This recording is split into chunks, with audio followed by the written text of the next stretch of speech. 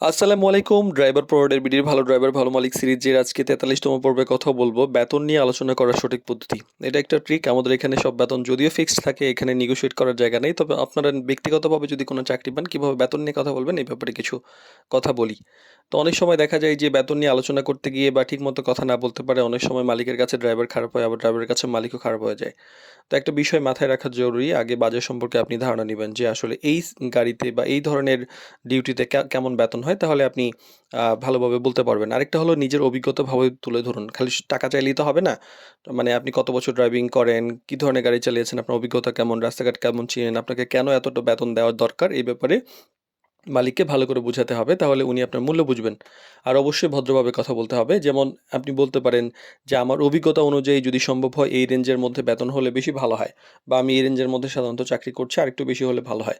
মালিকের কথাকেও কিন্তু গুরুত্ব দিতে হবে। শুধু নিজের কথা বললে তো হবে না, মালিকের অবস্থাও বুঝতে হবে। আ ধরেন চাকরি হলো না, তারপরেও যেন নিজের সম্পর্কে কোনো বাজে ধারণা মালিকের কাছে তৈরি না হয়। আর তাড়াহুড়া করে সিদ্ধান্ত নিবেন না। প্রয়োজনীয় চিন্তাভাবনা করে দেখে শুনে ২ পক্ষই একটু সময় নিয়ে ভালোভাবে সিদ্ধান্ত নিবেন, যেন কেউ না ঠকে যান। আর বেতন নিয়ে আলোচনা খুবই একটা স্বাভাবিক ব্যাপার। তো অবশ্যই ভদ্রতা, যুক্তি এবং বাস্তবতার সাথে মিল রেখে নেগোশিয়েট করবেন, তাহলে সুন্দর হবে। কারণ ২ পক্ষ যদি সন্তুষ্ট না হয়, শেষ পর্যন্ত কাজের পরিবেশ, মানসিকতা ভালো থাকে না।